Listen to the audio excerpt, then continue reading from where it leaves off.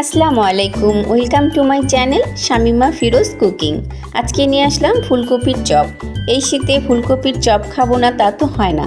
তো আমি কিভাবে বাসায় তৈরি করলাম চলুন ভিডিওটা দেখা যাক। ফার্স্টে আমি নিয়েছি ফুলকপিগুলো ভালো করে ধুয়ে পরিষ্কার করে আমি হালকা ভাপাই নিব।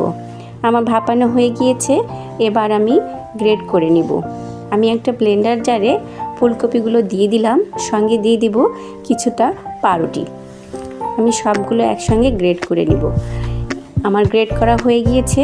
এবার এখানে দুটো সিদ্ধ আলু নিয়েছি, এগুলো গ্রেট করে নিব।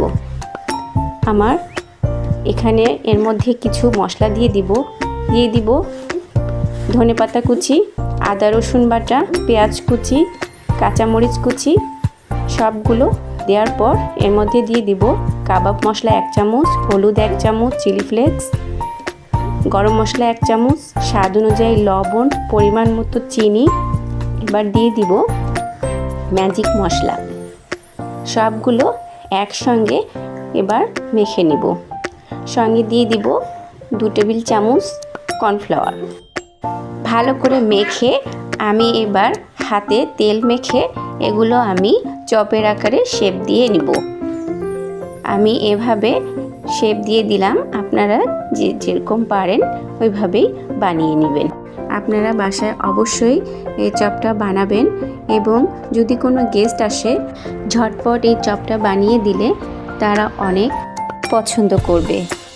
এই তো আমার একে একে সবগুলো চপ বানানো হয়ে গিয়েছে। এবার আমি একটা ব্যাটার তৈরি করব।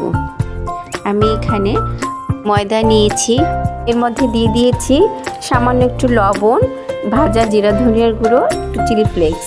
এগুলো ভালো করে মিশিয়ে একটা থকথকে ব্যাটার তৈরি করব। আমি এখানে কিছুটা ব্রেড ক্রাম্ব ও সুজি নিয়েছি।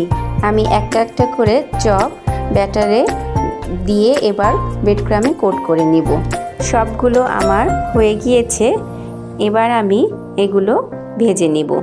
চুলোয় কড়াই বসিয়ে দিয়েছি পরিমাণ অনুযায়ী তেল গরম হয়ে গিয়েছে। এবার চপগুলো একটা একটা করে দিয়ে দিব। যখন একটা পাশ ভাজা হয়ে যাবে তখন আরেকটা পাশ উল্টিয়ে দিব। এভাবে আমি সবগুলো চপ ভেজে নিব। আমার চপগুলো ভাজা হয়ে গিয়েছে। আপনারা বাসায় অবশ্যই ট্রাই করবেন, আশা করি নিরাশ হবেন না। ভালো লাগলে সাবস্ক্রাইব করবেন, দোয়া করবেন। আসসালামু আলাইকুম, বাই বাই।